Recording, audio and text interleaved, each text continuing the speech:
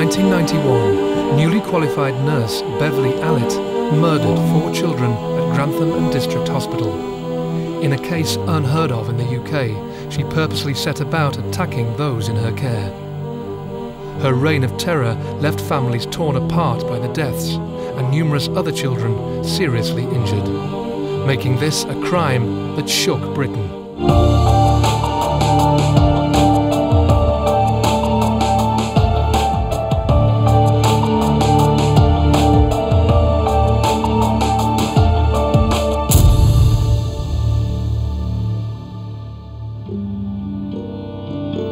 Many of the youngsters who survived her attacks at Grantham Hospital were left severely mentally and physically handicapped. For someone to be arrested for a murder is quite horrendous, but it was absolutely nothing to her, no emotion whatsoever, no fear, no anxiety, nothing. One thing to say, and that's I want to know how she got the job in the first place. She should never have worked in that hospital, never.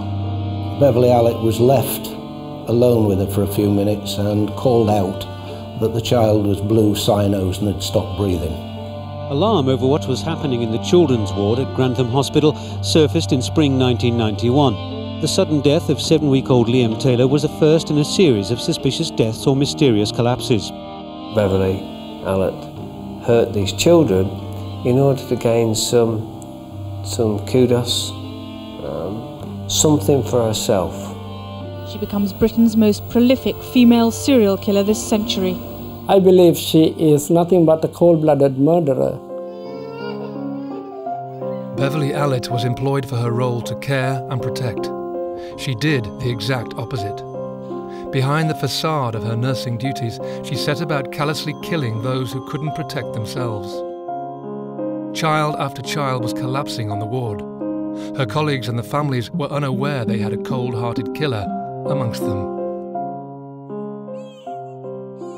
She got the job on the children's ward because they were grossly understaffed. Many of the parents in those early days spoke quite highly of her, so much so that the Phillips family made Beverley Allitt godmother to one of the twins. Somebody that worked hard on the ward, was always keen to volunteer, would change shifts at the drop of a hat, and were friendly towards parents. The crimes committed by Beverley Allitt will be told through the eyes of those closest to the tragedy.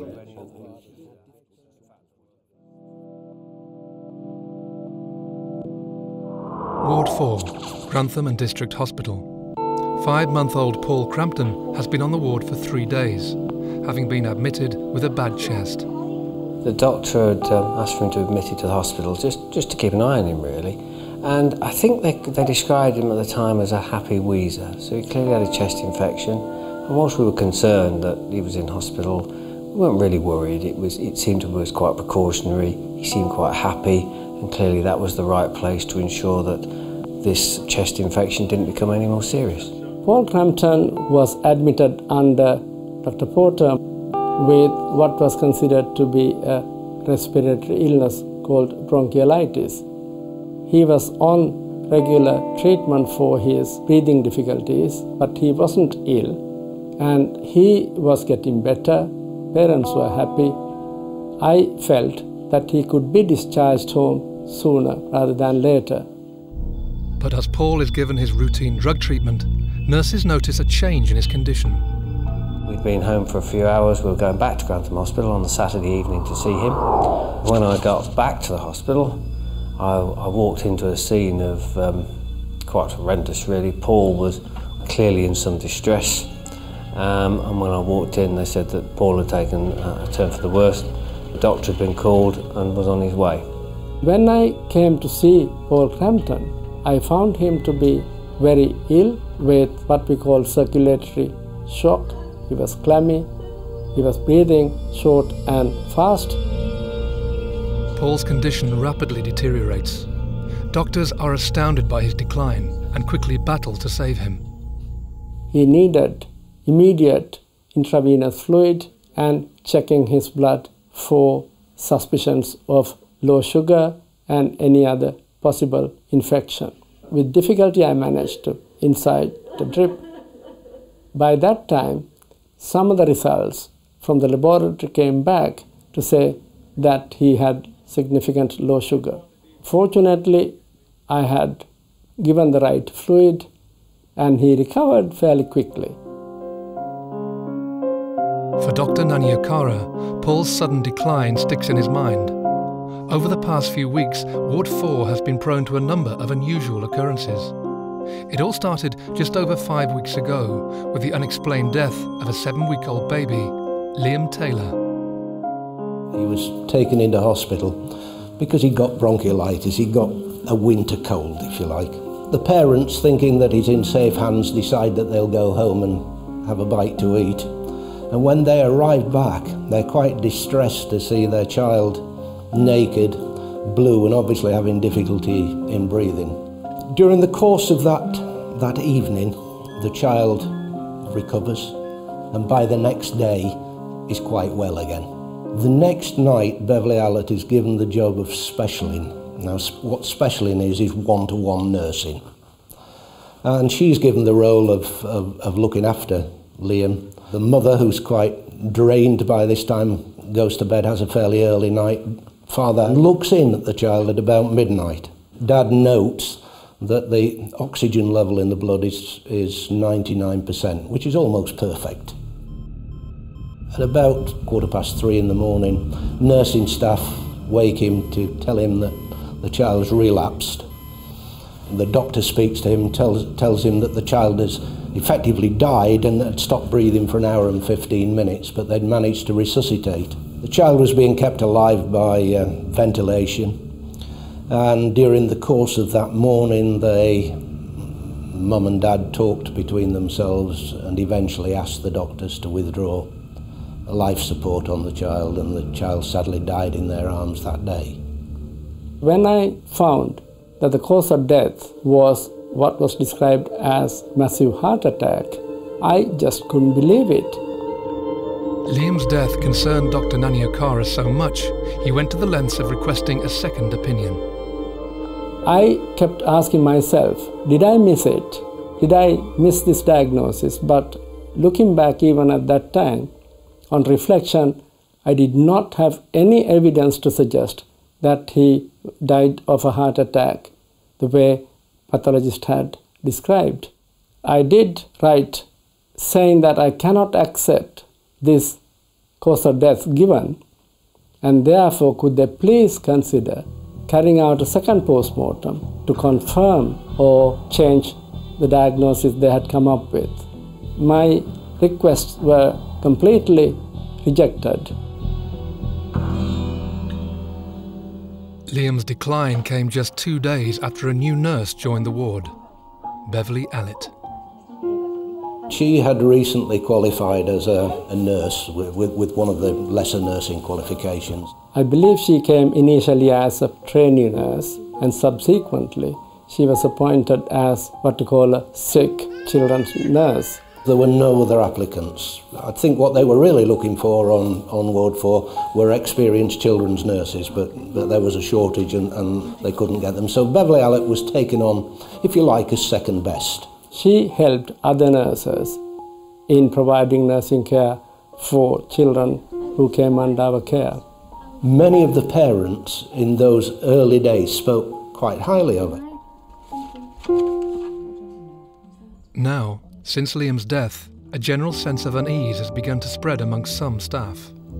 Just 2 weeks after Liam, another boy, 11-year-old Timothy Hardwick, dies suddenly in their care. Then, days later, a baby girl, Kaylee Desmond, collapses. Their rapid decline left the medical staff puzzled. And now, doctors are fighting to save another baby, Paul Crampton.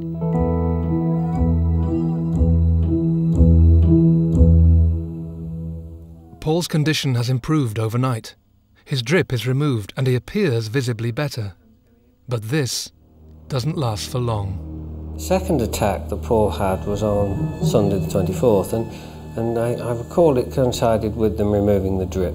He was quite shut down, and I had significant difficulties getting a drip into a vein. Once again, Paul has declined rapidly. Doctors are confused by his illness. Grey, clammy, cold, lethargic, clear in distress, And this time he took longer to recover. And I was becoming extremely frustrated by the fact that I couldn't gather information, and quite clearly the hospital staff were not able to tell me why Paul was having these attacks. Doctors now fight to save the 5-month-old boy. Eventually he stabilises, but isn't out of the woods. This time he took longer time, few hours, before he recovered. Again, the blood tests revealed low sugar, and we had corrected the low sugar with extra glucose. Paul is stabilised for a second time, but doctors demand more tests to find the root of the problem. Meanwhile, Beverley Allitt goes off duty for 3 days, and Paul recovers. When I came back that evening, I found, to my somewhat amazement, that Paul still remained in the ward. I then found that he remained in the ward for next few days, and when I asked my colleague, he felt that as he was stable with discussions of the regional centre, that they were happy for him to be kept at Grantham under his care.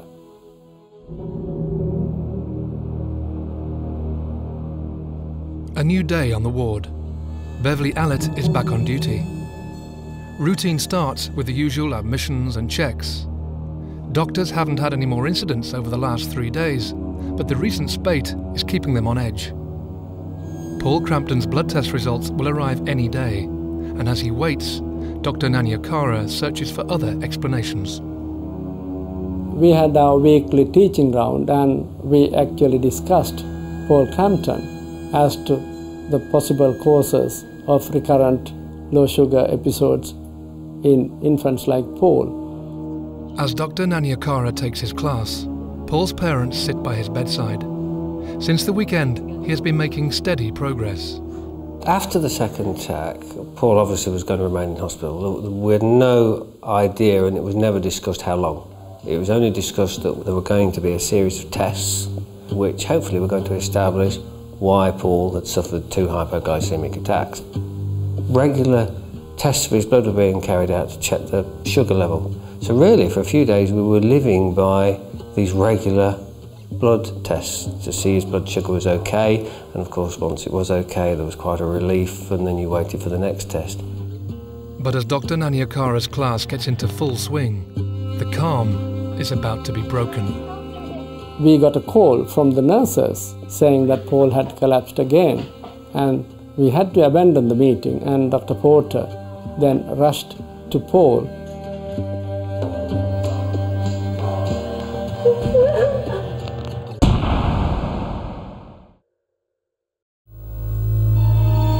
Panic strikes Grantham Hospital.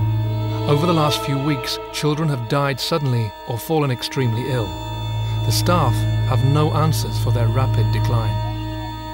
Paul Crampton, originally brought in for a chest complaint, has been on the brink of death twice. Now, when doctors believe he's just pulling through, Paul stops breathing again. Beverley Allitt has just returned after 3 days off.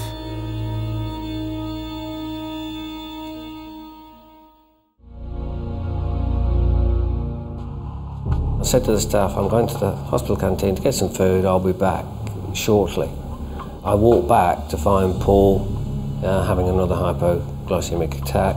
He saw that his son was blue, was twitching, and was quite clearly in yet another attack. Called the staff, who came and administered treatment to Paul. And Dr. Porter then rushed to Paul. He then stabilized the child and made arrangements for him to be transferred to Queen's Medical Centre as a matter of emergency. Since Paul's admission to the ward, Beverley Allitt has been assigned to give him special care. Now, with their son gravely ill, Paul's parents are relieved when Allitt accompanies them to the other hospital. Kath went with him as emergency admission to Queen's Medical Centre, and Nurse Beverley Allitt offered or volunteered to go with Kath. She attended in the ambulance with Kath as it rushed off to Queen's Medical Centre. As Paul Crampton leaves Grantham, the consultants are in a state of disbelief. Patients are collapsing and they have no clear reasons. Dr. Porter has taken another sample from Paul. With 3 near-death experiences, his blood tests must draw some conclusions. Now, despite the collapses, they try to return to normality. But this is soon broken. In the following days, 2 more boys collapse. 5-year-old Bradley Gibson stops breathing after a drip is attached for antibiotics. Then, 2-year-old Yik Hung Chan suddenly convulses after being left alone with a nurse. Remarkably, they are revived and transferred to another hospital. So it was complete demoralized, depressed state of affairs. In spite of all these continuing activities that were going on, we carried on our work. We offered our very best to those who were in need, who came under our care.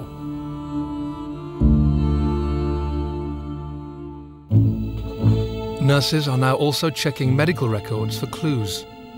In the meantime, twin girls Becky and Katie Phillips are admitted. Beverley Allitt is on duty again. Where both twins were in the hospital under my care with what was considered as a non-specific illness. On inquiry, I found that Becky was discharged home that morning. Allitt was seen in her room prior to her release, and at about 4:30 in the afternoon, the parents are allowed to take the child home. Within a couple of hours or so, the child becomes grisly, and the GP's called. Mum and Dad dash with the child to Grantham Hospital, where Becky's pronounced dead on arrival. Becky Phillips has lost her fight for life, and her twin sister Katie is now gravely ill after coming into the ward as a precaution.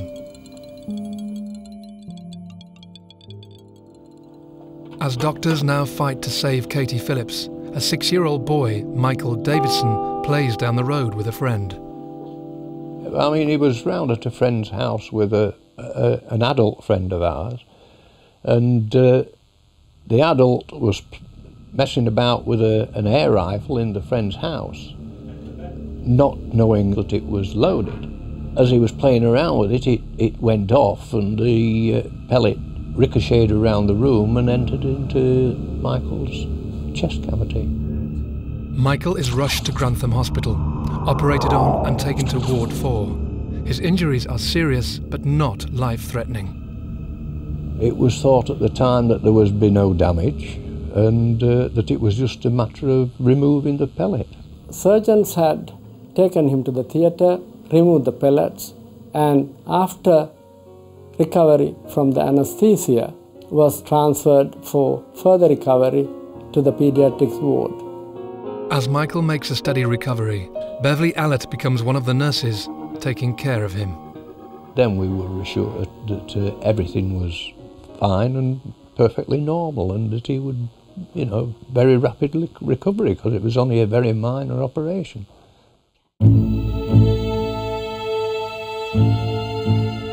But 2 days after Michael's admittance, horror strikes. Suddenly Faye got a phone call to say, "Get up here straight away, Michael's in trouble," and asked for an explanation, and said, well, he's blacked out and he was arching his back and just collapsed on the bed. During the course of his treatment, he'd been injected about 6 times with a particular sort of drug, and on the 7th occasion, when he was being injected with it, he cyanosed, went blue and stopped breathing. Doctors fight to save his life. Meanwhile, Beverley Allitt continues her duties, having just prepared Michael's antibiotics for his latest injection. Michael had had a cannula in his left hand since the day before and had had several injections through it and been perfectly calm. So why would he suddenly have an anaphylactic shock at a needle on the 2nd day, being put into a cannula, not stuck into him? I found he was shaking, making unusual jerky movements of his limbs. He was breathing hard and heavy. His heartbeat was dropping and virtually dropping to almost 0. I then called for extra help, gave first aid measures, provided oxygen, but within few minutes he recovered and became stabilized. As Michael lies very poorly at Grantham, Paul Crampton is now making a quick recovery at another hospital. And I remember asking to see the consultant that was responsible for Paul's case, and he said, you can take Paul home. And I said, well, how can we take Paul home then? Because, you know, we don't know why he was ill in the first place. In the end, I did take him home, quite late one evening, without any real answers. As Paul leaves hospital, against all odds, Michael also pulls through. The reason for their collapses remains a mystery. In the space of 7 weeks, 8 children have suspiciously collapsed on Ward 4. Some now lie dead, and the consultants have no medical explanation. Now, since Michael's decline, 3 more boys have suspiciously collapsed. All had been admitted with minor complaints, but were shortly found on the brink of death. Somehow, they are saved by staff again. The doctors are now in a race against time. Is there a common thread?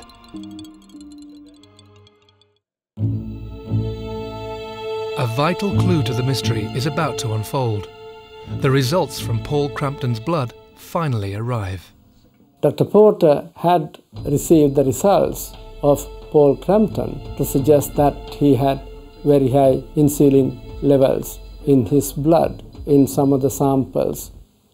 We had a meeting, myself, Dr. Porter and Mrs. Moira Onions, to discuss our continuing growing concerns about these collapses, which were unexplained and unexpected. So we did sit down and put our thoughts together and collated whatever information was available.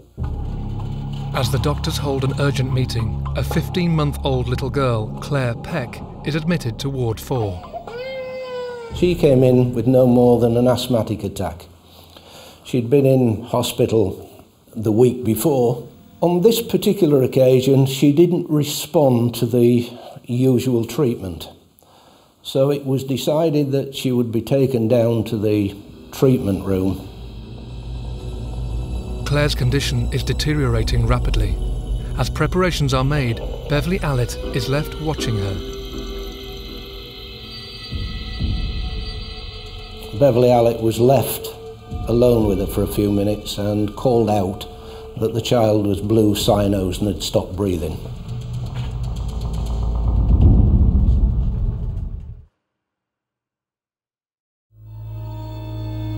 Ward 4 at Grantham and District Hospital is in a crisis. Over the last few weeks, too many children have been falling gravely ill, for no reason. And now, as the doctors call an urgent meeting to get to the root of the problem, another baby collapses. Beverley Allitt was left alone with her for a few minutes and called out that the child was blue, cyanosed and had stopped breathing. One of the other nurses worked on her and managed to recover the child. Staff managed to bring the baby girl round, but their efforts are short-lived. As Dr. Porter leaves to talk to the parents, Beverley Allitt is left to care for the baby once more. And he's astounded when within minutes the shout goes up that this little girl stopped breathing again. So he goes back and he works on the little girl for some considerable time. And to quote his words, he said to me, "It felt as if there was something preventing me saving the life of the child." Later in the evening, I heard from Dr. Porter that Claire Peck, who actually was under my care previously for recurrent episodes of asthma, had been admitted that evening under his care and unfortunately had died within few hours of admission.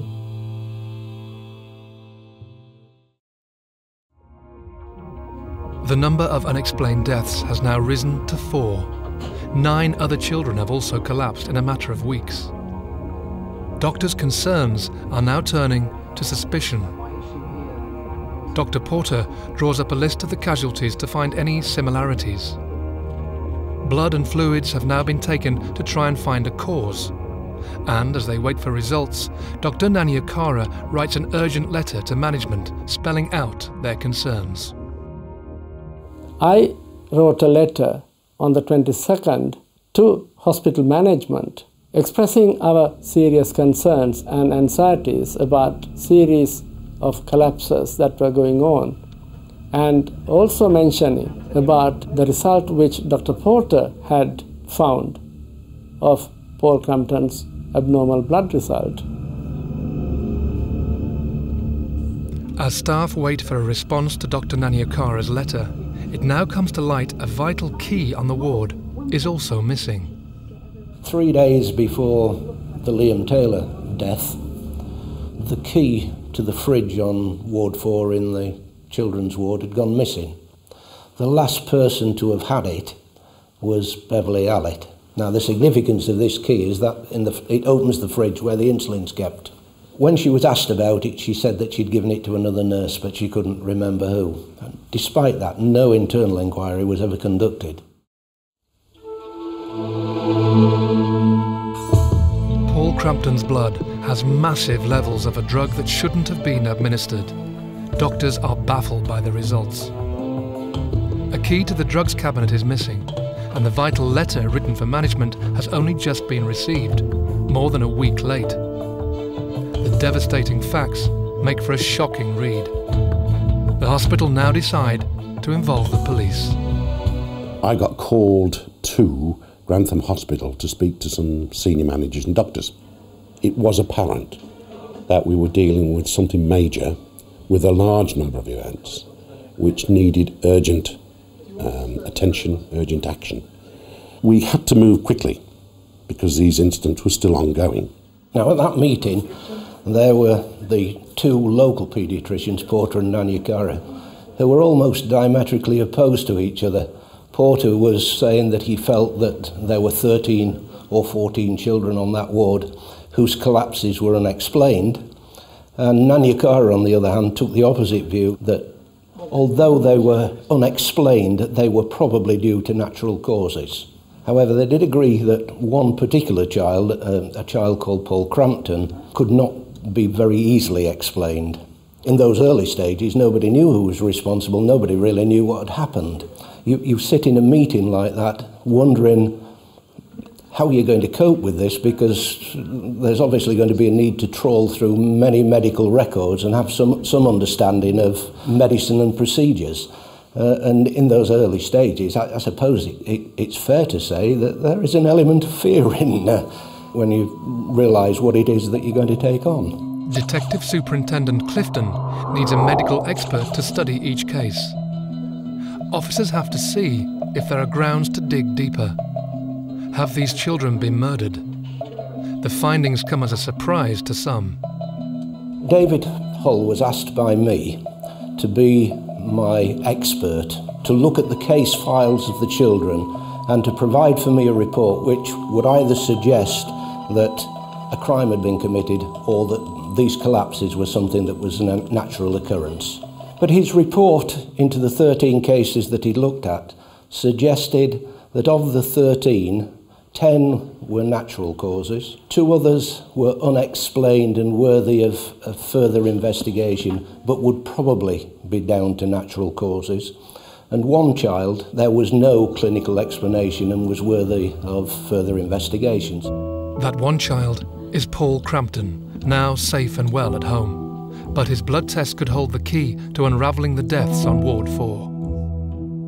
There were over 40,000 milliunits per litre of insulin in this child's blood, and in fact I think it's the second highest ever recorded in the world, or it certainly was in 1991. The police officer from Grantham Police Station came into my office with a lady, and he said that she was a representative of Grantham Hospital, and then he told me that he had reason to believe that Paul's illness was a result of the maladministration of drugs.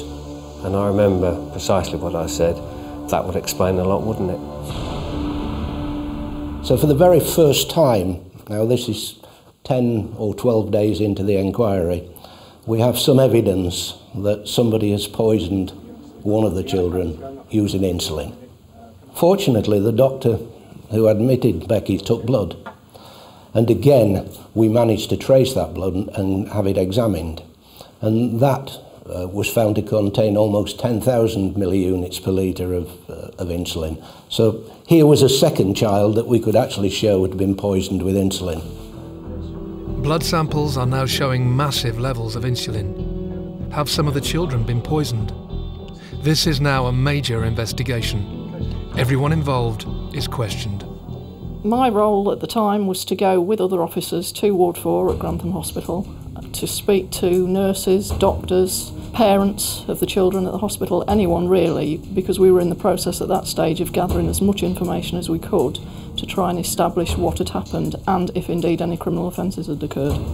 At the same time, one of the PCs working within the incident room was plotting who was on duty or who was available on the ward at the time of each of these collapses. An event, who the patient was, what date the event occurred on, who was the nurse involved in any treatment, were any injections given, and if so, by whom. And as a consequence of that, it became apparent that one nurse stuck out as being there when these incidents either occurred or immediately that the child collapsed. Okay.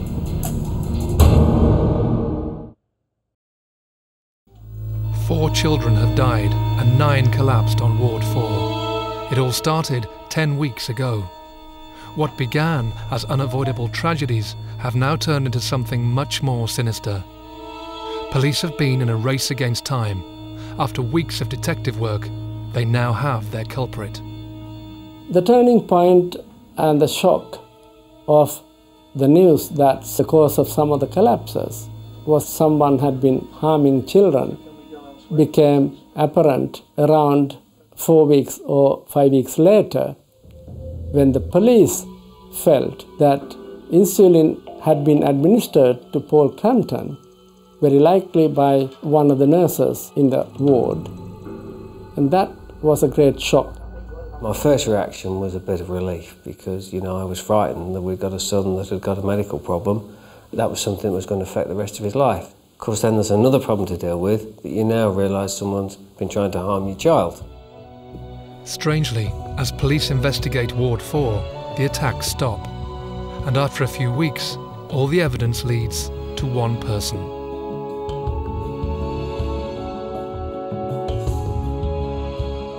The chart showed that on every occasion that there was a child collapsing, Allitt was on duty. It didn't specifically identify individual children that she dealt with, but it just showed what happened on the dates and times that she was involved in holding the fridge key, for instance. So 3 weeks into the inquiry, I decided that I would have Beverley Allitt arrested. As 23-year-old Beverley Allitt becomes the main suspect, she shows little emotion. 4 children now lie dead and a further 9 seriously injured. She showed no emotion whatsoever. She certainly didn't appear to be worried, nervous, anxious, agitated, nothing. She gave absolutely nothing away in the course of the interviews and gave me nothing at that stage to suspect that she'd committed any of these offences. During those 2 days of interviews, she answered questions but distanced herself from the events, often saying, I wasn't there then, I wasn't even on duty when that one happened. Beverley Allitt's arrest is greeted with mixed emotion. To some parents and staff, she appears to be the model nurse. But police are piecing together another side to this mild-mannered carer. For Stuart Clifton and his team, the evidence is mounting. The finger points to her. They just have to prove it. The twin sister of Becky Phillips suffered squeeze injuries, had broken ribs that had been missed by the local radiographers, but Philip Small, the consultant radiographer at Queen's, managed to pick it up. Another child, Kaylee Desmond, air had been injected under the arm, which showed on one of the x-rays, which was picked up. So there were a variety of things that were being done to these children. As the case against Allitt gathers pace, police search the family home and find some telling clues. There was a hypodermic syringe, there was a hospital pillowcase, and there was a children's exercise book with the words allocations book on the outside. I think it's fair to say that at the time of the arrest, none of us realised the significance of this particular book. But despite these signs, police have to release Allitt without charge. She can no longer work at the hospital, but is free. When we looked at this allocations book, what it actually was a rough notebook that was kept by the ward sister. And in it, she wrote down the children who needed care or special care and the nurse that was allocated their care. She was either attending to, injecting, finding the collapse of the incident with the child concerned. It was basically impossible for it to be anybody else. The details in this book could now be a vital part of the investigation, and other evidence of samples and x-rays are now coming to the fore. Police are in a race against time. They must build a strong case against Allitt before she strikes again. We think by this time that we're building quite a reasonable case against Beverley Allitt, except you have to remember that we've still got David Hull's initial report that says that of the kids that he's looked at, 10 of them at least are natural causes and probably some of the others as well. He agreed to take away all of the evidence that we collected in statement form and compare it with the medical notes, the doctors and nursing notes, and re-examine and come up with a new conclusion about the collapse of the children. And that had some difficulties in the sense that we were still collecting bits of evidence, so he was being bombarded with bits as we went along. And it wasn't until November of 1991, some 5 months or so later, that he was in a position to say that each and every one of these collapses is unnatural. Months of frustration for the police finally end with a result. 6 months on, Beverley Allitt is arrested once more, never to step out of custody again. That arrest was peculiar in the sense that she was charged, went to the cell, immediately fell asleep and had to be woken the next morning, which I found rather astonishing for somebody that was going to face some horrendous charges in court the following day. It was absolutely nothing to her, no emotion whatsoever, no fear, no anxiety, nothing. One of the times that she was at the police station, I actually went and saw her in the cell, and she'd lifted her top because she'd lost quite a lot of weight, and she was sort of saying, "Oh, look, I've lost weight, do you think I look better and all this?" as if we were long lost friends. And elements of Beverley Allitt's true nature and personality now start to filter through. And her medical background, even going back to the days of school, were of a child that came with plasters and bandages and slings and things that normal kids just wouldn't.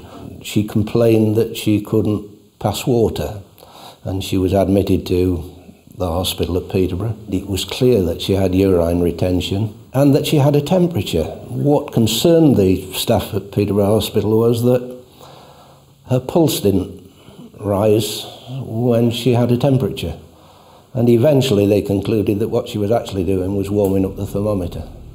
When she complained of pain in the breasts, they examined her quite closely and found needle tracks and concluded that she was actually injecting her own breasts with water. Whilst she'd been on police bail, she'd been living with a family called Jobson down at Peterborough.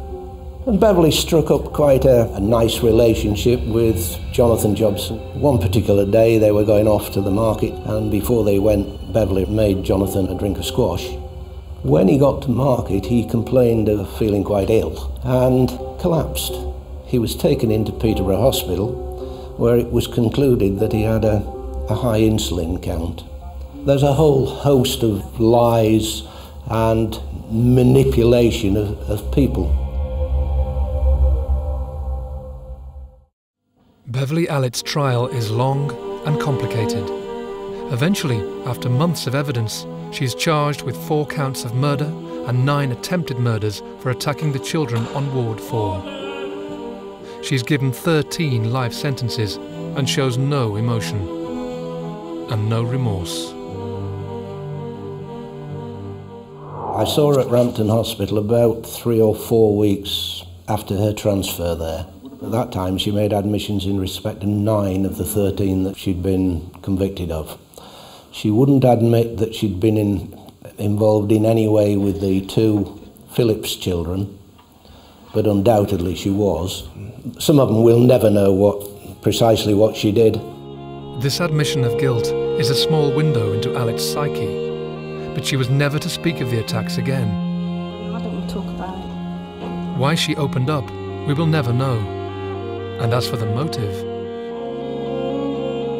Post-conviction, there were reports from a number of people that suggested that she was suffering from Munchausen syndrome. Now, Munchausen syndrome is a syndrome where people like to get attention. In other words, they're attention seekers and they'll do anything to gain attention. When it moves on and you cause injury to somebody so that you get attention as the carer, it becomes Munchausen syndrome by proxy. I think it is very unfair for anyone to label her as suffering from Munchausen syndrome, because that virtually minimizes her horrendous criminal actions she carried out as criminal who is cold-blooded, calculating, deceptive, manipulative, and deadly. Beverley Allitt's case was the first in the UK where a nurse was linked to killing due to Munchausen's by proxy. Whether this is partly the reason, the fallout from this horrific crime is clear. Shortly after news broke, the hospital, its staff and patients became victims of the fallout. Ward 4 was quickly closed, facilities moved to a nearby hospital, and the two main consultants made redundant. When they found that Beverley Allitt could be charged with these allegations, they wanted to hand over the paediatric services to Queen's Medical Centre. They closed down Ward 4 at the hospital and removed all the services to Nottingham. I think that was an overreaction, but that was the decision of the regional medical authorities. I think it did a disservice to the people of Grantham. The Clothier report shortly followed. An inquiry into how and why this tragedy occurred and whether it could have been prevented. We did not and could not believe that we could have a criminal amongst us, masquerading as a healthcare professional. So my message is, think of the unthinkable. He made about 7 or 8 recommendations out of the total 13 recommendations on recruitment and selection process of nursing. I sincerely believe it should not only apply to nurses, it should apply to all healthcare professionals. Within this inquiry, the reason that people were never sure whether there were crimes committed was because all of the notes that were made up, and there were countless. There were nursing notes, there were doctors' notes, there were notes from physiotherapists and what have you, were always based on what Beverley Allitt told them. Beverley Allitt callously murdered those who needed her care. Sadly, 4 children needlessly lost their lives. The 9 who survived have thankfully recovered. Paul Crampton and Michael Davidson had no lasting side effects. Allitt felt no remorse or shame for her victims and thrived on the attention of those who trusted her the most, parents and colleagues. She played them so well, they never suspected her sinister intentions. Which begs the question, could this happen again? All you can hope to do is to identify the people that have the potential for doing this sort of thing. In various guises, there are Beverley Allitts all over the place. There needs to be much more rigid vetting procedures of staff entering into the service, and much more rigorous and careful monitoring of staff who are actually on the job. I accept that isn't going to stop every case. You're never ever going to do that if somebody is determined enough to ever try at it. But at least every one case that is prevented is one case that we can be thankful for. If we remove Beverley Allitt from the picture and consider this to be some new bug, some new superbug, some kind of faulty drug, a batch of drugs that have been badly prepared, the results would have been the same. It's about the hospital's ability to deal with a developing crisis. And the well-meaning medical staff were not prepared to deal with that. That wasn't part of their training. They deal with ill people, not a pattern of unusual circumstances, which in this case was caused by Beverley Allitt. I was satisfied that Miss Allitt would be convicted on the basis of the evidence. The fact that she still remains in prison, I think, is fair. She has committed atrocious crimes on most vulnerable and helpless children. I believe she is nothing but a cold-blooded murderer.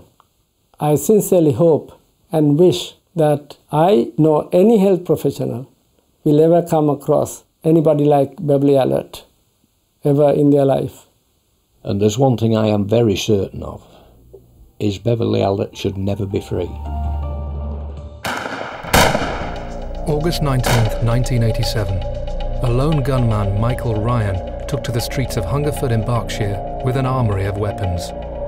In the space of 1 hour, he fired over 119 shots, killing 16 people and injuring a further 15. That one man's actions changed the lives of the people at the centre of the killing spree. His devastation to their lives took less than an hour and stayed with them for a lifetime. It was a crime that changed Britain.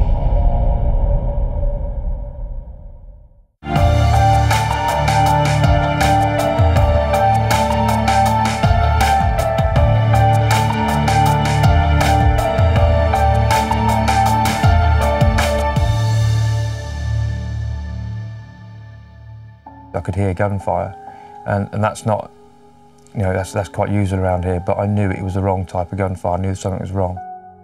Among those killed were passers-by and a policeman who tried to reason with him.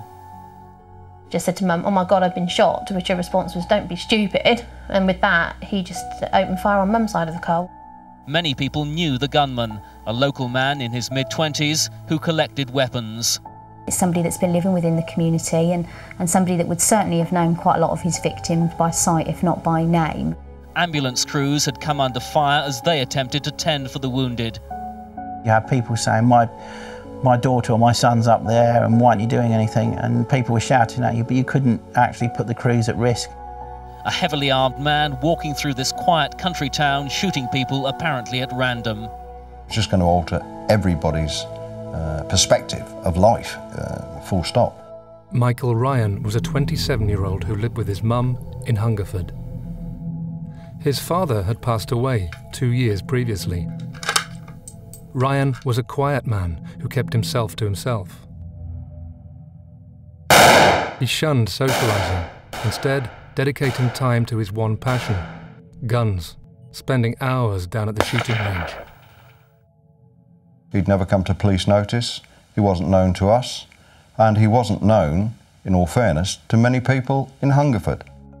I know he had lots of different jobs and things, because my grandmother, who lived in the same road, used to gossip about everybody that lived in the street, and that was sort of coming across in conversation, you know, that things that his mother had said about him, but nothing at all to indicate anything sort of sinister really was going on. And I don't think anybody could sort of quite believe that it was Michael Ryan, because a lot of the other people who were injured did come from Southview and they were his neighbours. In the ambulance service, we took his father to the day centre on a regular basis. And the only time that I actually came across Michael Ryan was when we used to take him home. And sometimes he used to be sort of standing in the doorway. You'd only see him if he was walking his dog or he was doing something for his mum's car, and that was it. Never see him any other time. This film will tell the story of the Hungerford Massacre through the eyewitness accounts of 4 people at the centre of the tragedy.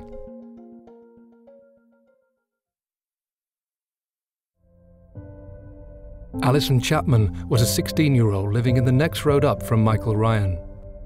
A resident in Hungerford all her life, she knew the area well.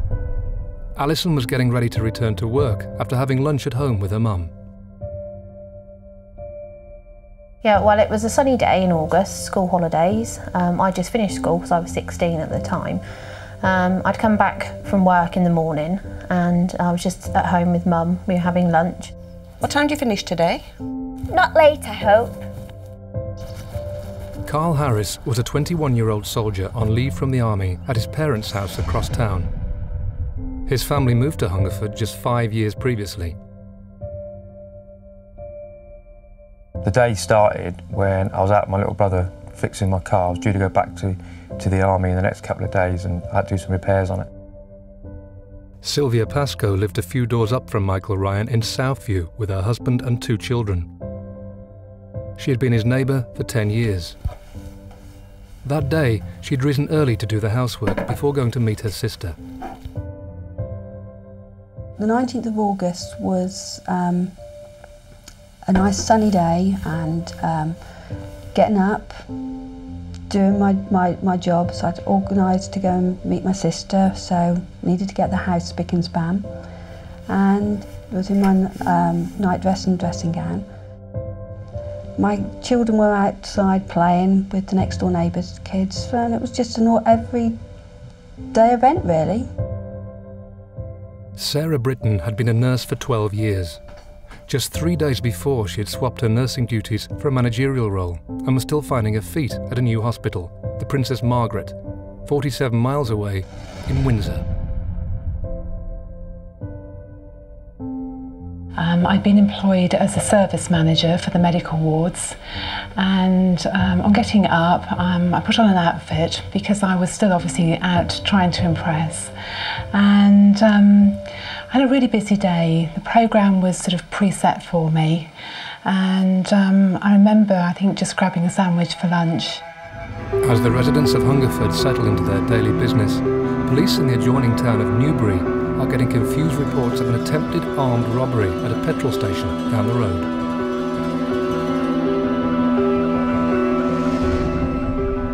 These calls to the police are the first indications of a gunman on the loose. In Savernake Forest, 10 miles from Hungerford, Michael Ryan marches Sue Godfrey away from her small children and shoots her 13 times. He has just claimed his first victim.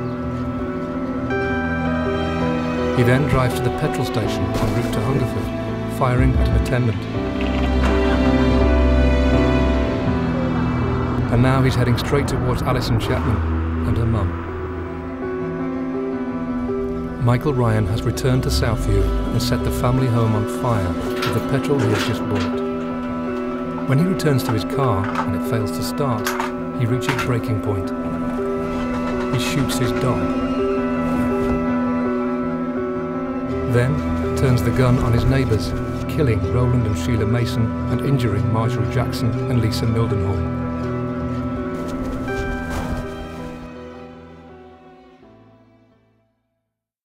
Our house backed onto what is the primary school in Hungerford, and they were doing maintenance work, so there were scaffolders and builders, and we just heard what was like scaffolding poles being dropped. Did you hear that noise? Probably kids playing, don't worry. They'll make the horses skittish. Can we go check on them? They'll be fine. Come on, let's get you to work. See? They're really loud. I'm sure they're coming from near Southview. So we thought, oh, Mum would drop me off at work, but we'll go via that way just to check that she's all right, not running around the field and hurting herself. We turned down the bottom of Clark's Gardens, which is where we lived. It's a short drive, probably about 30 seconds, not very far at all.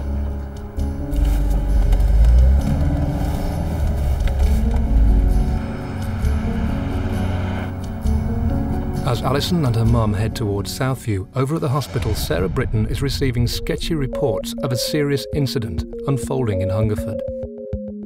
The gentleman that came in was the Deputy Unit General Manager. He stood in the doorway. He certainly had an air about him, sort of, that he needed my attention fairly quickly, and that he just generally stated that we were going together around to the A&E department, and he was out of the door virtually as he sort of finished that sentence. The major incident plan had been activated. Doctors, nurses, could I have your attention, please? It wasn't until we were actually in the department that he briefed all the staff to say that there had been an incident at Hungerford. Meanwhile, a concerned Alison and her mum are almost at Southview. Because I was working in a sandwich packing company, a summer holiday job, I'd learnt to pack tuna and onion sandwiches, and we'd had them for lunch, and we were talking about that. In front of us was a police car which was parked on the right-hand side. It was parked half up the bank, so it just looked like it had parked there out the way for passing traffic. In front of the car, our car, Michael Ryan was stood with the gun across his chest. He was in camouflage from head to toe. He just glanced towards the car, and then before me and Mum could really say an awful lot to each other, he just opened fire on the car. Michael Ryan is at Southview, Hungerford. He has sparked a police emergency after shooting dead a woman in Savernake Forest and attempting to murder a cashier at a petrol station. 2 neighbours have now also been shot dead as he walks up the street and fires at Ken Clements, walking his dog near the common, and PC Roger Brereton, the first police officer to attend the scene. He has now killed 5 people and injured 2 more. Alison Chapman and her mum have come to investigate the noises, mistaking the gunshots for scaffolding poles being dropped. What's the police car doing there? What's going on?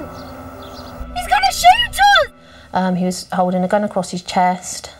He was very stubbly, sort of unshaven, and he just looked really like, I don't know what the word was, not sort of brain dead, that's a bit exaggeration, but just really not quite there.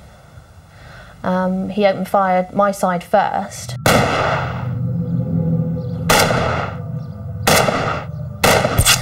I remember putting my leg down and pulling it up and just said to Mum, "Oh my God, I've been shot," to which her response was, "Don't be stupid." And with that, he just opened fire on Mum's side of the car. When I glanced to her, and she's quite small, and her head was like twice the size of its normal size. She looked like she'd been pepper sprayed with blood. She had a cut to her neck and a cut right over her shoulder and was just pouring with blood. Then it went quiet. He'd obviously run out of bullets. And Mum just sort of put the car in reverse. Don't know how she managed to, and she just reversed back down Southview.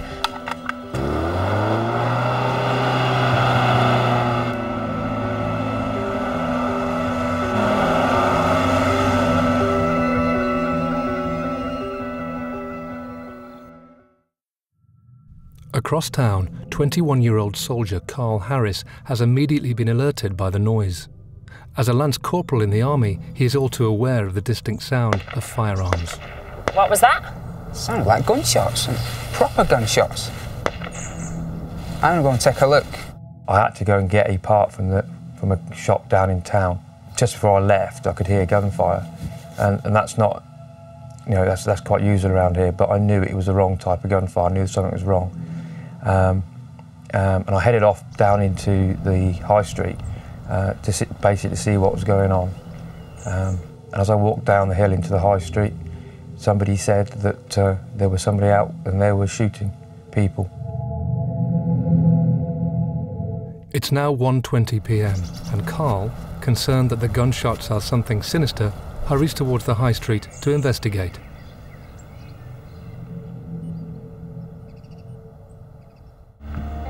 Remarkably, after both being shot by Michael Ryan, Alison Chapman and her mum are managing to drive to the doctor's clinic, almost a mile away. I had wellies on because we were going up the field, and I could feel the blood running down my leg, and it was all going through my toes and all squelchy. And I didn't really know what to do with this piece of flesh on my hand, so I just sat there with it on my hand, and as if to say, well, what do I do with it?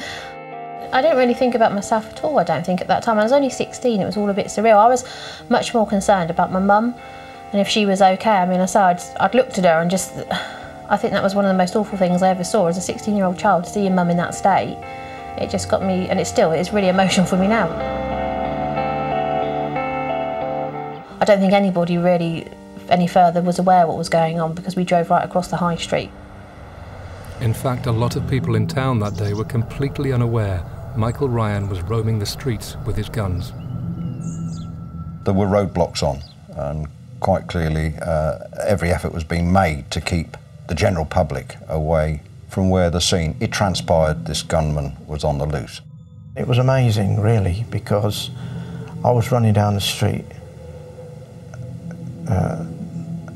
and people were just going about their daily business. Even at the time, there was one of my friends was walking back to work, and I was like, well, what are you doing? Is there a gunman around? They didn't even know. They didn't have a clue what was going on. They said, oh, I only walked over, thought it was a traffic accident. People were still about, but they were being cleared out, so there was been a sterile area made around the town centre. But there were still some people about. Michael Ryan continues to roam the quiet streets as shoppers in the high street less than 900 yards away are oblivious to his actions. Walking down the road, he kills another neighbour, Abdur Khan. Ryan's mother, Dorothy, just returning home, tries to reason with him in the chaos. He kills her. He is now heading to the Memorial Gardens. 8 people are lying dead, with 8 more seriously wounded.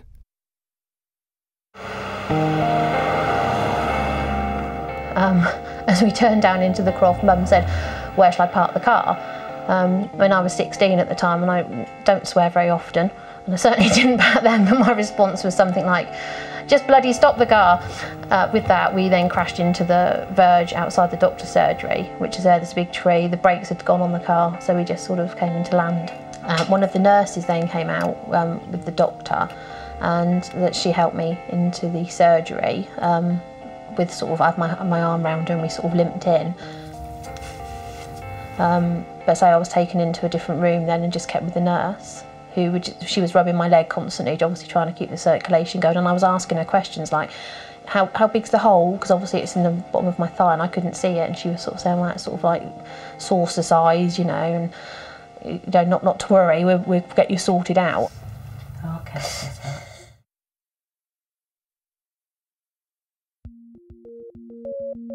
As word gradually spreads of the danger in Hungerford, over at the hospital in Windsor, Sarah Britton and her colleagues are starting to receive the first casualties.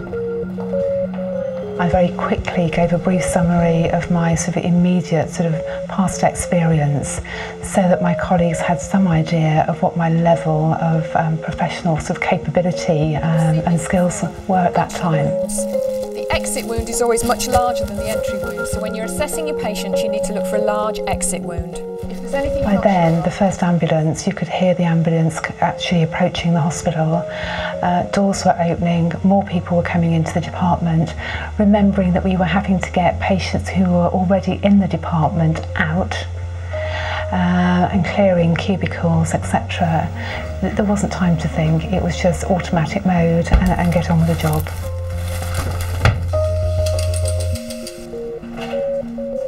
All we knew that there was an incident in Hungerford, and then somebody, I think, actually said there had been a shooting. But I think we probably all thought at that stage that it was just 1 or 2.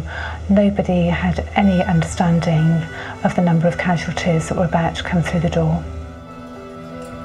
As Sarah is tending to the patients, Alison and her mum are rushed to the Princess Margaret Hospital. Her mum has lost a lot of blood, and doctors are about to discover the severity of Alison's injuries. I was taken out on a stretcher, and I was taken actually and just examined and had some x-rays. They just had a quick look and they actually stitched me up, put me in the side room and said that I could go home.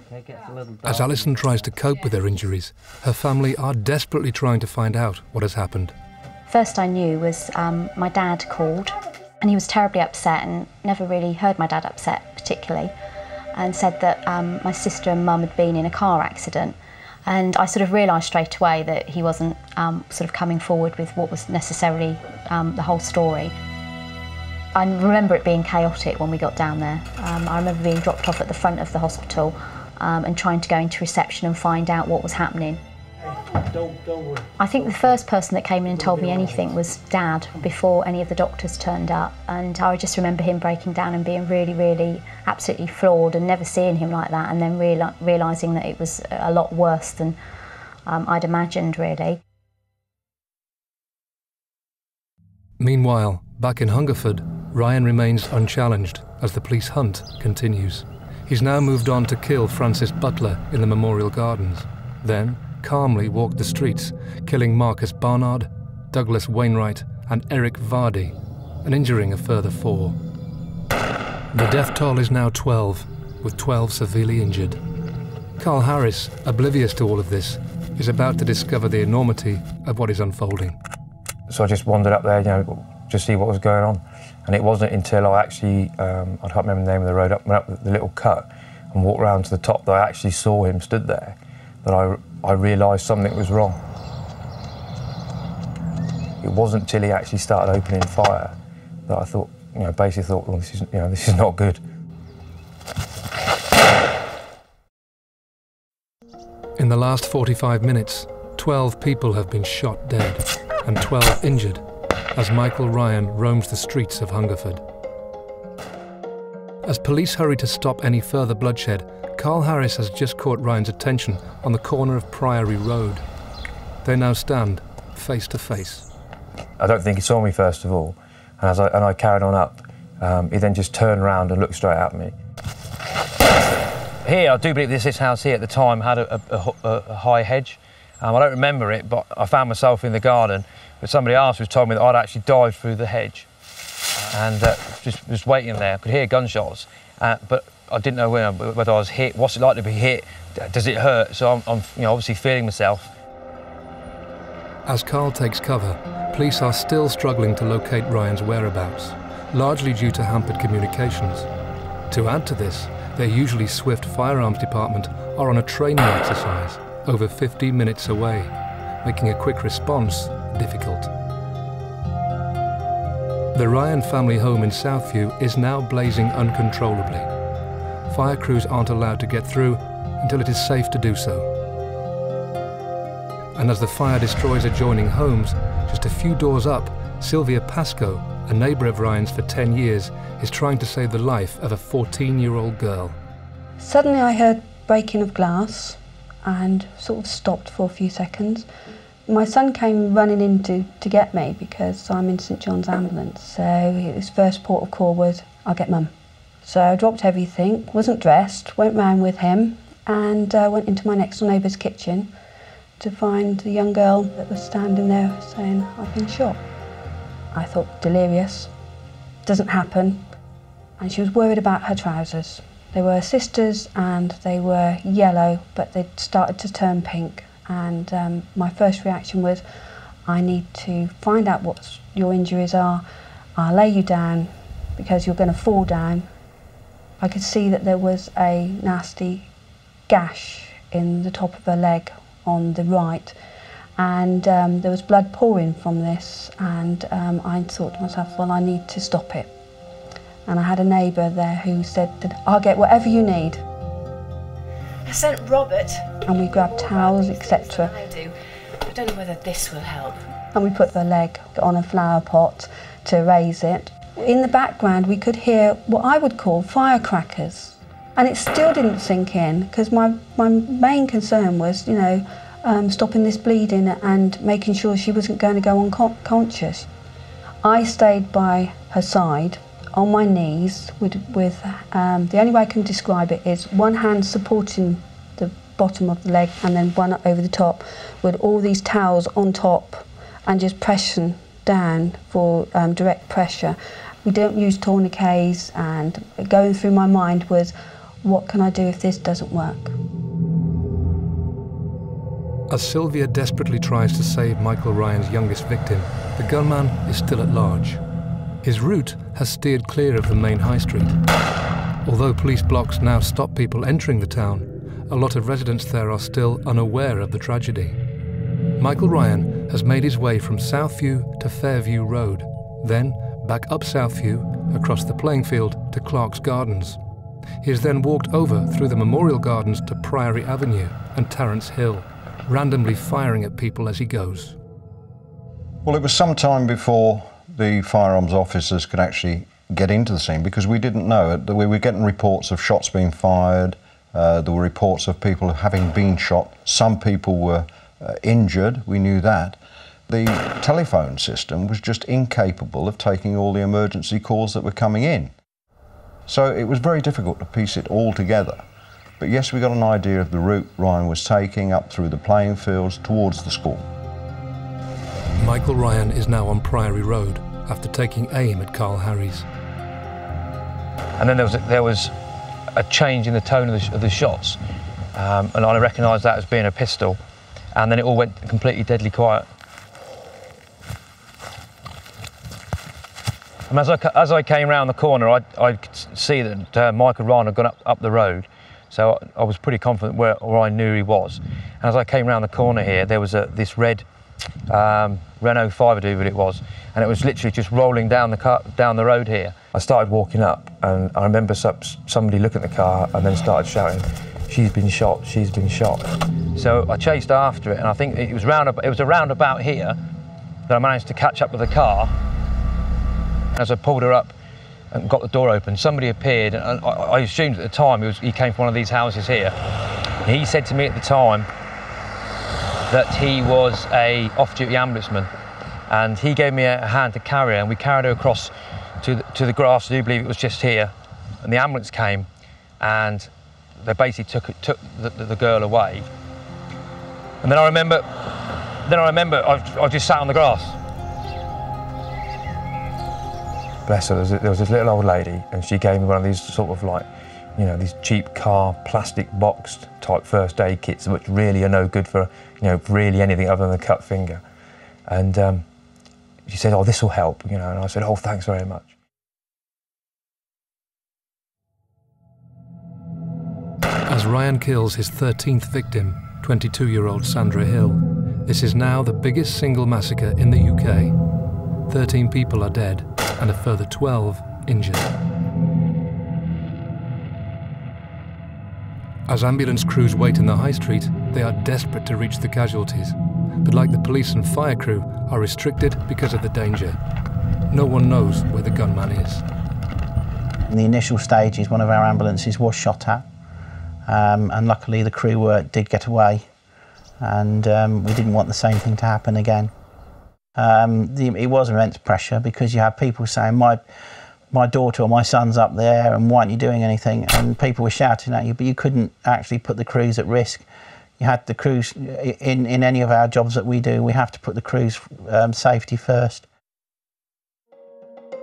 Despite the potential risk, brave paramedics are gradually getting to the victims. Then making the 50-minute journey to the hospital where Sarah Britton is trying to cope with the rising number of casualties. There seemed to be more and more people coming, sort of every time I sort of, you know, looked up again around the sort of main departments. And I think at that stage I was just looking, you know, where is the drugs cupboard? Where is, you know, where are the bandages kept? You know, where do I find equipment? I was literally just sort of being another nurse, if you like, a member of the team, an additional pair of hands. You expect sort of perhaps one or two, but when you start getting into double figures, I remember thinking, you know, when is it going to stop? Back in Hungerford, as Michael Ryan makes his way up Priory Road, police are calling in more backup, and ambulance crews are anxiously waiting for clearance. You know, it was important to get people out of the situation, as many as we could, but at the same time you've also got the problem of the person running around with the gun, and you don't know where he is, so therefore you don't want to send the ambulances up into a danger area. And they would be detailed to go to Priory Road. Another one would be detailed to go to Tarrants Hill, and it was sort of one ambulance to one section, as it were. Over in Southview, as paramedics manage to reach Sylvia and Lisa Mildenhall, she has been shot 4 times and is losing a lot of blood. As they tend to her severe injuries, Sylvia is left to seek refuge at her neighbours. Both myself and the neighbour, we were sort of just stood there, and we just sort of looked at each other, and we went to number 11. Nobody had told us who it was that had the gun at that time. I mean, because we had no radio on, no television on. We were sitting in the bedroom and we were sort of talking. I remember one of the kids dropped the loo seat and we all jumped.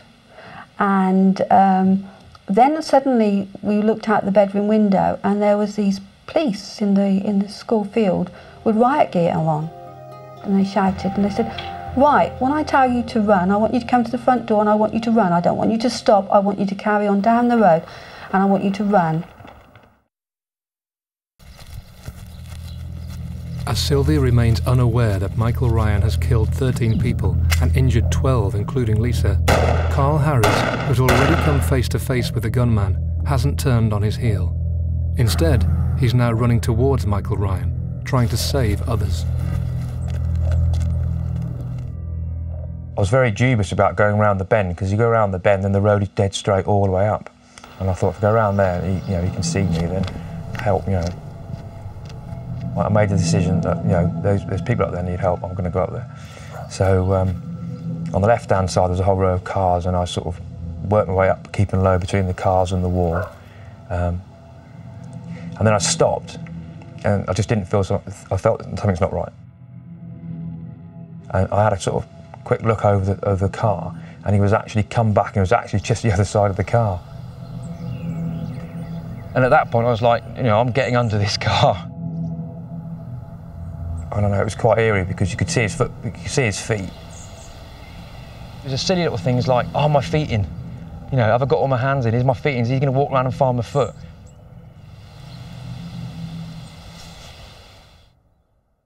Michael Ryan is roaming the streets of his hometown, killing at random. In 55 minutes, he has killed 13 people and injured 12. He remains unchallenged. As police scramble to pinpoint his whereabouts, brave soldier Carl Harries remains undeterred by the danger and tries to save people in Ryan's wake. I felt something's not right. And I had a sort of quick look over the car, and he was actually come back, and it was actually just the other side of the car. At that stage, I decided to get underneath the car. I don't know, it was quite eerie because you could see his foot, you could see his feet, and he would walk, stop, walk back again, and then he walked off. All I could hear was a woman screaming, absolutely screaming her head off. And at the time I was thinking, that's good, because if she's screaming, she's alive. And I remember being crouched down, I remember looking up and I could see the car. I remember sprinting across to here, and I think the car that had been crashed was round about where the bins are now. So I literally stayed down, and then made my way up towards the cars. When I got to the car, I realised that a shot had gone through the windscreen. And I later found out that they'd been actually driving down the road where he'd fired at them. And it was the driver that had been hit. The person screaming was his wife next to him. And he'd been shot in the neck. The lady goes to me, I'm a nurse. And I said to her, well, stop bloody screaming and give me a hand. Get out of the bloody car and give me a hand. And again, an ambulance appeared. Please, is he going to be all right, Ian? Look, can I leave him with you now? Okay. Meanwhile at the hospital, Sarah Britton's job is getting harder by the minute. What was 1 or 2 casualties is now many, many more. Calls from frantic loved ones are also swamping their systems, and Sarah is juggling her time between urgent nursing duties and dealing with inquiries. As more patients come through, Alison's mum is rushed to intensive care with serious throat injuries, and Alison's leg injuries are baffling doctors. Try and relax your leg a bit. I was taken out on a stretcher, and I was taken actually and just examined and had some x-rays. They just had a quick look and they actually stitched me up, put me in the side room and said that I could go home. When we first went to see Ali, it was quite a positive story really, because they'd sort of finished sort of cleaning her up and doing all the checks, and sort of I think probably were in the process of stitching her up, and I remember she'd had some injections, I believe. And at that point they didn't realise that she still had sort of a bullet in her. By now, the urgency to contain Michael Ryan is immense. A police speaker system is warning residents from the helicopter above. Firearms officers are now being briefed and sightings are still being reported. But Michael Ryan remains at large. He is on Priory Road after entering the house of Victor and Myrtle Gibbs and shooting them in their kitchen. He then walks next door, shooting Michael Jennings, and across the road, firing at Myra Gita through a front window. 16 people now lie dead and 14 injured. Carl Harries has been chasing Ryan for the past 40 minutes and is still risking his life to try and save the gunman's victims. This lad came out from about 2 houses away and he goes, my girlfriend's been shot.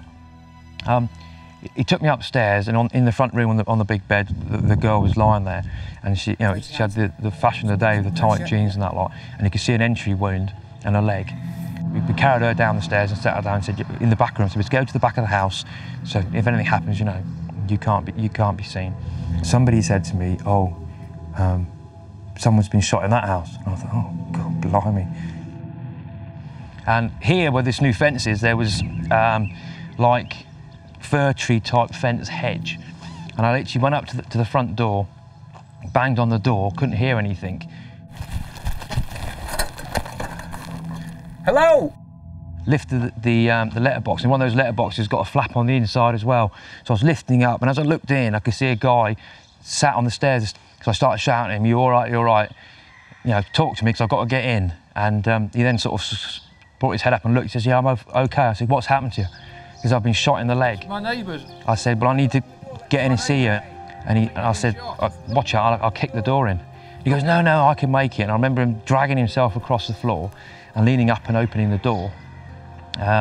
Got in there, picked him up, moved him back to the stairs, and again, he'd been shot in the leg. He shouted back to me and he said, "Can you check my neighbours? Something's happened there." I sort of tunnelled through the hedge and got to the house next door, and I knew it was going to be bad straight away, because it had a whole glass front door and all the glass was shot out.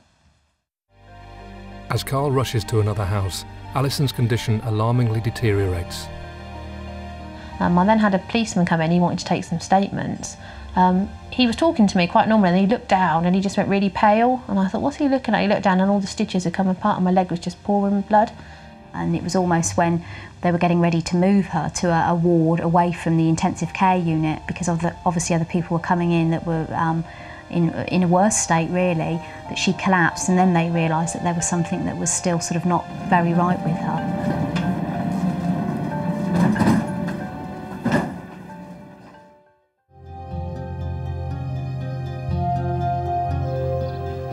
It is now 1:45 p.m. Michael Ryan has spent 60 minutes shooting innocent people in a random attack. He has killed 16, including his own mother, and injured 14. The family house is ablaze and has now spread to the adjoining 3 houses. Now he walks up Priory Road to his old school, shooting George Noon in his porch, as police start to close the net, and Carl Harris has just reached the home of Victor and Myrtle Gibbs. This is the one stage I remember being extremely nervous about, going in. What do I do? I was trying to be, tactical about it, military-wise, and sort of going in carefully, keeping low, and all the sort of things they trained to do. And because I was doing that, I didn't realise there was a big, massive pile of glass, and I started walking on the glass, and it made an awful noise, or it felt like an awful noise. And then I heard a noise response, and I thought, oh God. I just stood there, and then that noise I could suddenly hear was a woman's voice, and she was like, "Help me, please help me, my husband, please help me." Dead quiet. I thought, if he's in the house, he must have heard that. He will respond. I'll hear movement from somewhere, and the stairs is to my right. I was just literally just staring at the stairs, in case he came down, and nothing happened. So I started making my way into the kitchen, and to my right on the back.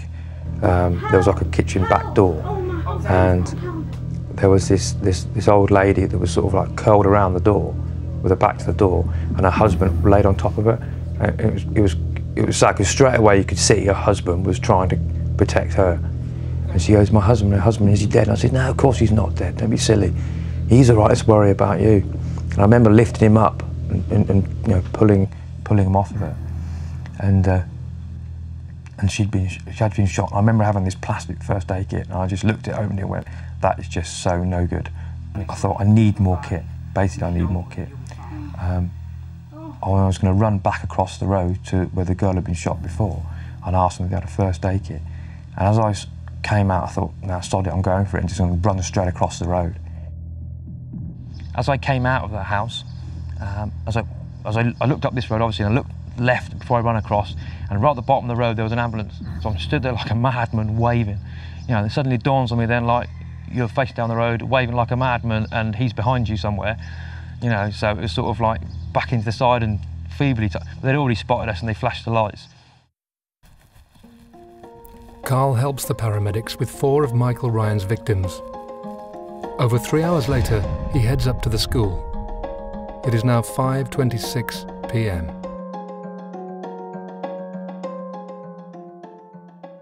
And eventually got round the corner to the school, and there was a policeman stood there, a single policeman. And he's like, "Who are you?" I said, "Well, been treating people back there. I've come around and said, don't worry, he says, we've got them cornered in the school, it's all under control. The firearms team surrounded the school, and in fact, one of the firearms officers actually then spoke to Ryan, trying to get him to give himself up. The firearms team at that stage wouldn't have known exactly how many people he had shot, but they'd certainly be aware that he had killed more than one person, and that there was every likelihood that he would try and shoot somebody else. I looked and said, you're telling me it's all under control, 100% under control? And he goes, yeah, we're all sorted. You sure? And he goes, yeah, yeah. I said, fine, that'll do me. Turn around and I walked back. And then somebody came up the road and said to me,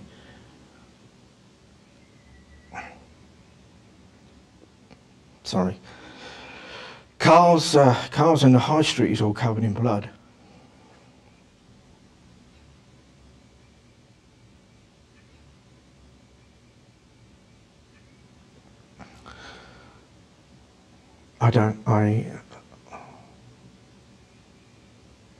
I thought perhaps he's just wounded, or perhaps I can get there and save him. As dusk settles on Hungerford, the gunfire has ceased. Carl Harries is now safely with his father. Sylvia Pascoe is in the shelter of an old people's home after being ordered to run down Southview by police. Hello, A&E. Sarah Britton is being inundated at the hospital. Doctors are prepping for surgery after discovering a bullet lodged in Alison's back. And Michael Ryan is surrounded by police at his old secondary school. You are surrounded by armed police. Do as you're told, and no harm will come to you. What about my mother? She's dead. I know she's dead. I will try to find out about your mother, Mr. Ryan. I've picked up my gun again. If only the police car hadn't turned up, if only my car had started. I'm not coming out until I know about my mother. Mr. Ryan, I'm still trying to find out. If you come down, we'll be able to find out together. At 6:52 p.m, after attempted negotiations for over an hour, police hear a single muffled shot from inside the school.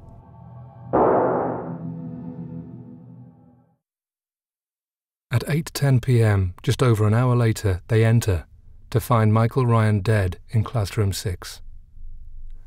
The Hungerford Massacre on the 19th of August 1987 will never be forgotten, but for the brave victims, residents and emergency services, they have tried hard to rebuild their lives.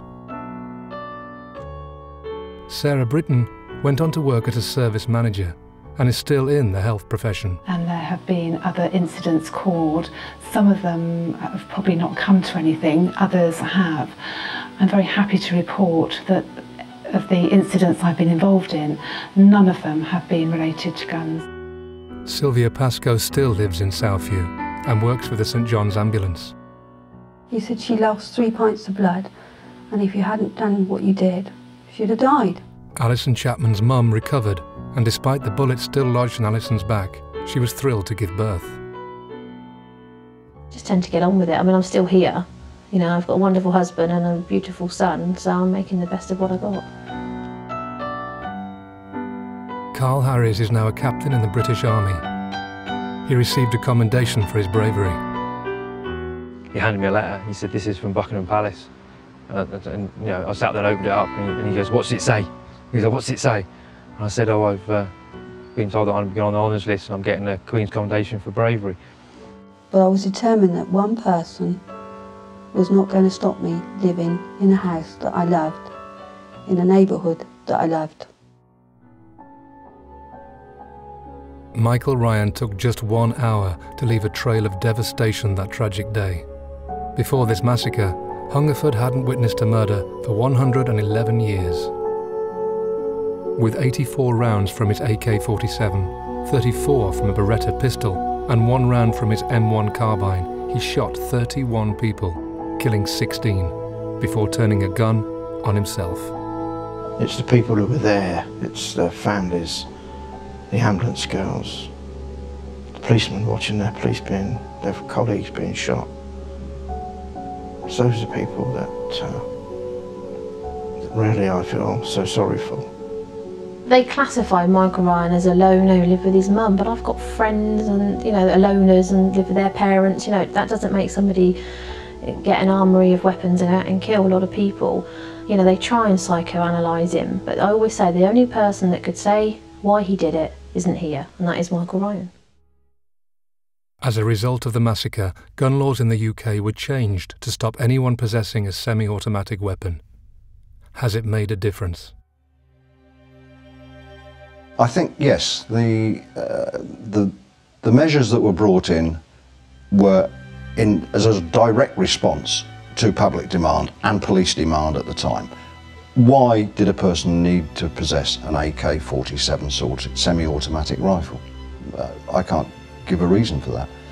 If people want to get their hands on guns, they will, regardless of any gun law in place. I mean, there's, you know, you could probably get one if you went somewhere and spoke to the right people within half an hour, I should think.